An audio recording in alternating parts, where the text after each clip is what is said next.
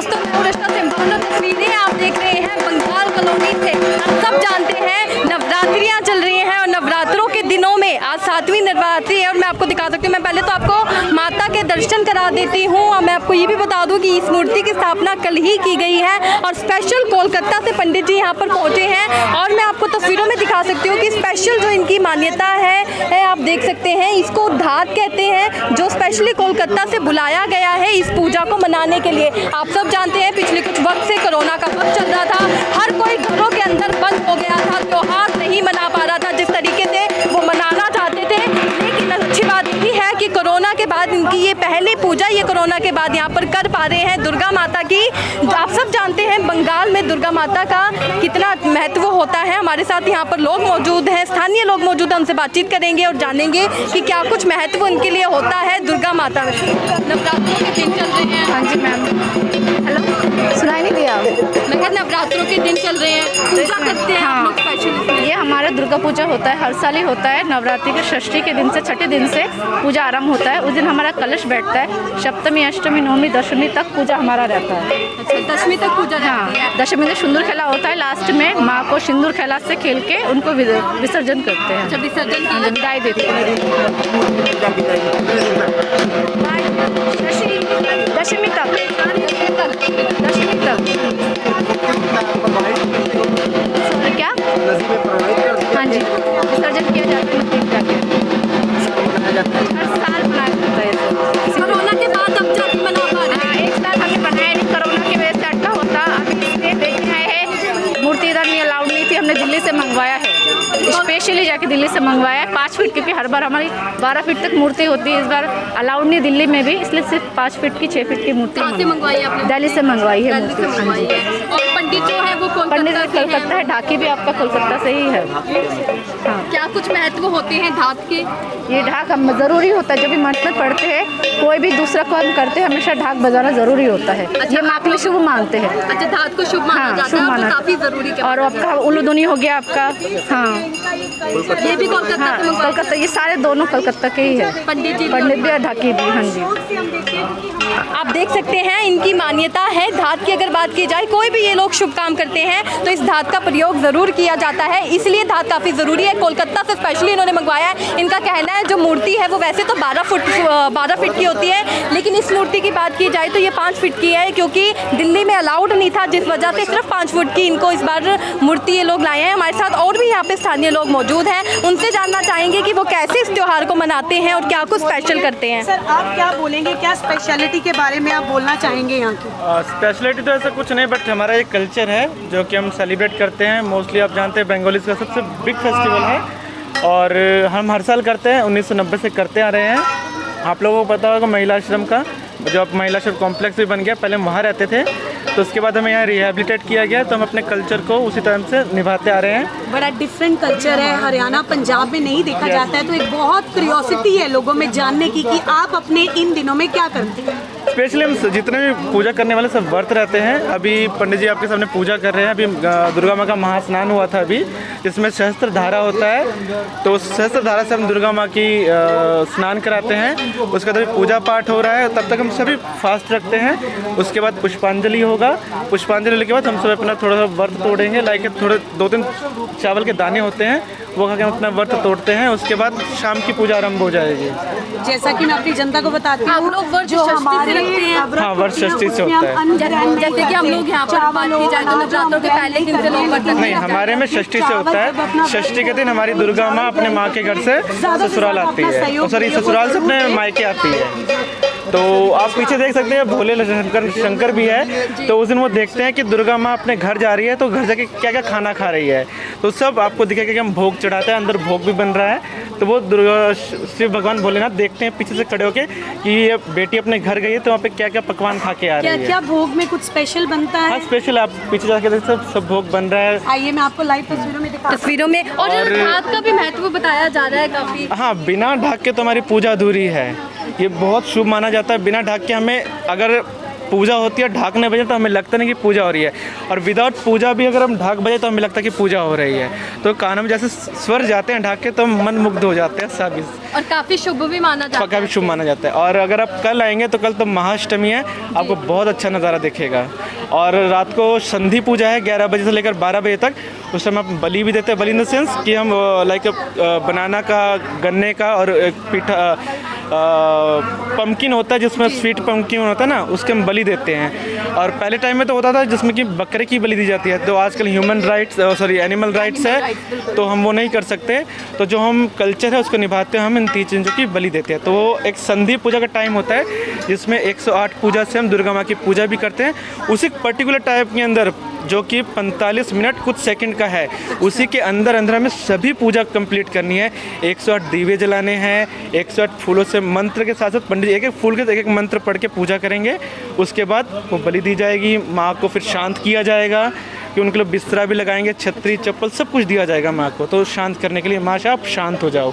चंडी का रूप लेते हैं ना जब वो संहार करने के लिए, तो वो चंडी रूप लेते हैं संधि पूजा के। तो उस जो टाइम होता है उसको कहते हैं संधि पूजा।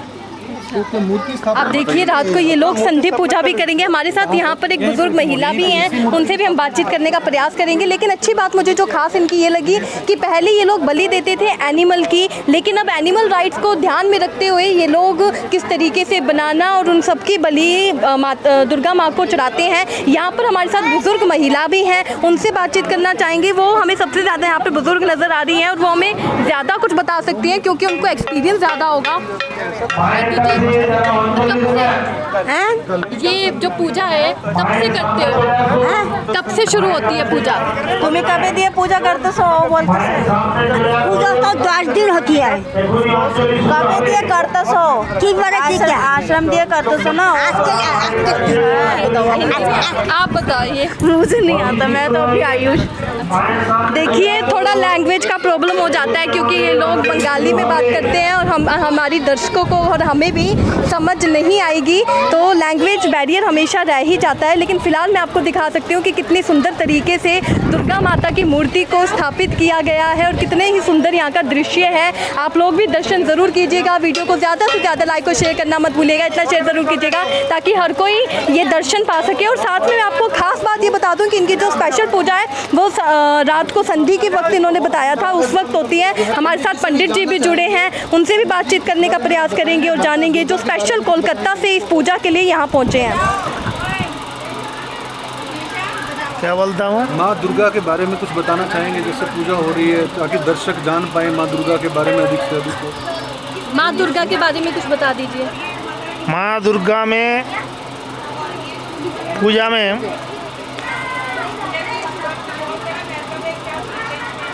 दुर्गा देवी अशुभ शक्ति नाश करें, তার জন্য বাঙালিরা দুর্গা পূজা করে থাকেন এবং এই দুর্গা পূজার দ্বারা অশুভ শক্তির বিনাশ হয় এবং মায়ের আশীর্বাদ পান। এটি শরৎকালীন পূজা, এটি অকাল বোধন পূজা। অকালে রামচন্দ্র এই পূজা করেছিলেন এবং রাবণকে বধ করেছিলেন। এই হচ্ছে এই পূজার বিষয়বস্তু। आप देख सकते हैं लैंग्वेज बैरियर हमेशा रह जाता है। जैसे मैंने आपको पहले भी बताया कि ये लोग बंगाल से हैं तो हिंदी इनको नहीं आती है, लेकिन फिर भी जो कुछ भी इन्होंने कहा इनके भाव हमको समझ आते हैं कि किस तरीके से ये दुर्गा माता के बारे में बताते हैं कि अद्भुत शक्ति है। और मैं अब आपको लेके चलूँगी जहाँ भोग तैयार हो रहा है, क्योंकि भोग की अगर बात की जाए कि भोग की बात करी जाए तो हर एक फेस्टिवल में इंडिया की बात कही जाए और हर एक कल्चर की बात की जाए तो भोग का काफ़ी महत्वपूर्ण योगदान रहता है। भोग का लोग हर कोई नज़र डालता है भोग के ऊपर कि आखिर स्पेशल क्या बनेगा, इस कल्चर में स्पेशल क्या होता है, उस ट्रेडिशन में स्पेशल क्या होता है। जैसे कि इनकी पूजा काफ़ी अलग तरीके से होती है। ये लोग षष्ठी से शुरू करते हैं, इनकी जो व्रत होते हैं वो भी षष्ठी से शुरू होते हैं। लेकिन अगर मैं हम अपने लोगों की बात करूँ, हम लोग नवरात्रों के पहले दिन से व्रत रखने रहे हैं। हम इन लोगों से बातचीत करने का प्रयास करेंगे और जानेंगे कि हमें भोग के बारे में क्या कुछ बताना चाहेंगे। मैम भोग के बारे में बता दीजिए कि क्या कुछ आप लोग भोग में रखते हैं? भोग में 56 तरह का जो भोग जैसे लगता है माता को वो तो लगता ही है जी। और बाकी विषय जो है यहाँ पे जो बना रहे हैं वो ज़्यादा आपको बेटर बताएंगे। मेरा पंडित जी के साथ ही होता है सारा, जो वो बोलते हैं इनको भी गाइड करना, बाकी वो सब कुछ फटाफट। कोऑर्डिनेटर बीच में। हाँ जी, यस। बीच में क्या कैसे रहता है आपका सिंदूर पूजा, इस तरह सिंदूर को जो सिंदूर उत्सव होता है जी दशमी वाले दिन। अच्छा, क्या हाँ कुछ जी, होता है? उस दिन जितनी भी मैरिड महिलाएं आती हैं, जो भी मैरिड महिलाएं हैं वो पार्टिसिपेट कर सकते हैं इसमें, कोई भी चाहे वो उसमें हो। तो माता को सिंदूर उत्सव के बाद ही विसर्जन के लिए ले जाते हैं। सुबह पहले पूजा होती है ना, उसके बाद सिंदूर उत्सव, उसके बाद ही। सिंदूर पुरुष से भी इसमें भाग लेते हैं या महिलाओं के लिए? सिर्फ महिलाओं के लिए है कि पुरुष भी भाग लेते हैं? महिलाएं। महिलाओं के हाँ लिए जी, महिलाएं। हाँ जी, जितने भी हाँ मैरिड महिलाएं हैं जो है। अब मैं जब मेरी किस्मत है। बाकी सभी की इच्छा होती है कि ये दुर्गा पूजा में माता को सिंदूर उत्सव में पार्टिसिपेट ले बढ़ चढ़ के। तो क्या करते हैं, उस सिंदूर माता को लगाते हैं? जी, सिंदूर माता को लगाते हैं। जितनी भी लक्ष्मी माता है, पहले दुर्गा माता को लगते हैं, फिर लक्ष्मी माता को, फिर सरस्वती माता को। सिंदूर उत्सव में बढ़ चढ़ के सभी भाग लेते हैं। अच्छा लगता है अपने एरिया से दूर, कोलकाता से दूर, किसी दूसरे स्थान पर एकदम से ऐसी पूजा अपने करते कल्चर को हैं। नहीं भूलना। अपने कल्चर को तो किसी को भी नहीं भूलना चाहिए। सभी के अपने अपने देखो कल्चर है, सभी को इच्छाएं होती हैं। अब हम यहाँ पे हटके रह रहे हैं तो हम मिस करते हैं वहाँ के लिए, लेकिन फिर भी वो भी लोग यहाँ पे आते हैं कि हमारा यहाँ अलग से यहाँ पे भी हम कैसे मना रहे हैं, कैसे नहीं। तो हम हाँ ये सोचते हैं कि दूसरा कोलकाता बना दिया है यहाँ। वो तो देखो। हाँ जी, ठीक है, क्या नाम है मैम आपका? मेरा नाम नितिका शाह है, निकनेम पिंकी शाह। ठीक है, धन्यवाद। जी, चलिए आपको अंदर लेकर चलती हूँ और तस्वीरों में दिखाती हूँ कि किस तरीके से ये लोग भोग बनाते हैं।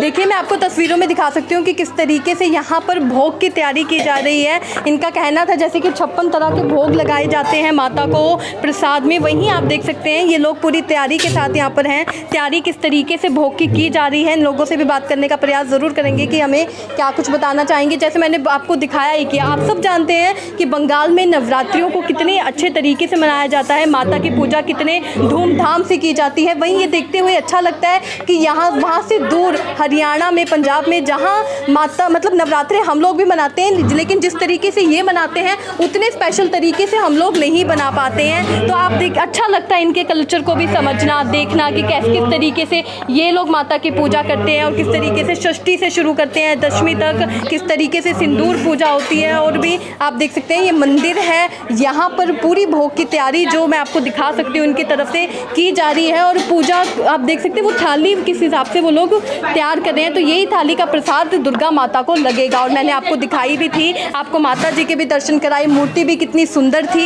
एक अलग तरीके से ये नवरात्रे मनाते हैं, काफ़ी अच्छा लगता है ऐसा देखते हुए कि कोई अपने कल्चर को इतने अच्छे तरीके से अपने शहर से दूर रहकर अपने कल्चर को ना भूलते हुए इस तरीके से अपने कल्चर को मनाते हैं। वहीं अगर बात की जाए लोगों से, जब यहाँ के जो स्थानीय लोग थे उनसे बातचीत करी और जाना कि वो हमें क्या कुछ बताना चाहेंगे, तो उन्होंने बताया कि जो स्पेशल जो धात का अगर मैं बात करूँ तो उसकी काफ़ी वैल्यू है, उसके बिना कोई भी पूजा अधूरी लगती है, उसको काफ़ी शुभ भी माना जाता है। और पंडित जी की भी बात करें तो वो कोलकाता से उन्होंने स्पेशली बुलाए हैं, जो पूरे अच्छे तरीके से जो माता जी के महत्व जो जितने भी मंत्र होते हैं या पूजा होते हैं प्रॉपर ढंग से वही कर सकते हैं, क्योंकि वो स्पेशल कोलकाता से यहाँ पर आए हैं। तो मतलब बंगाल से ये लोग हैं और कितने अलग तरीके से नवरात्रे मनाते हैं, ये देखकर हमें भी काफ़ी अच्छा लगा। आप भी बताइएगा क्या आपको ये अच्छा लगा या नहीं लगा, कमेंट में लिखकर ज़रूर बताइएगा। हमने आपको दिखा पंडाल की तस्वीरें भी दिखाई, लोगों से भी बातचीत कराई, आपको कैसा लगा ये हमें कमेंट में लिखकर ज़रूर बताइएगा। वीडियो को ज़्यादा से ज़्यादा लाइक और शेयर करना मत भूलिएगा। तस्वीरें आप देख रहे थे करनाल के बंगाली कॉलोनी से, क्या कुछ कहना चाहेंगे कमेंट में लिखकर ज़रूर बताइएगा। फिलहाल यहाँ पे पूजा की तैयारी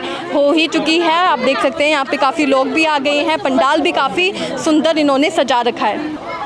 देखो हमारे साथ छोटा बच्चा भी यहाँ पर मौजूद है, उनसे बातचीत करने की कोशिश करते हैं। क्या नाम है आपका? पीहू। पीहू नाम है। अच्छा, क्यों आए हो इधर पूजा करने के लिए? हाँ, पूजा किसकी पूजा हो रही है?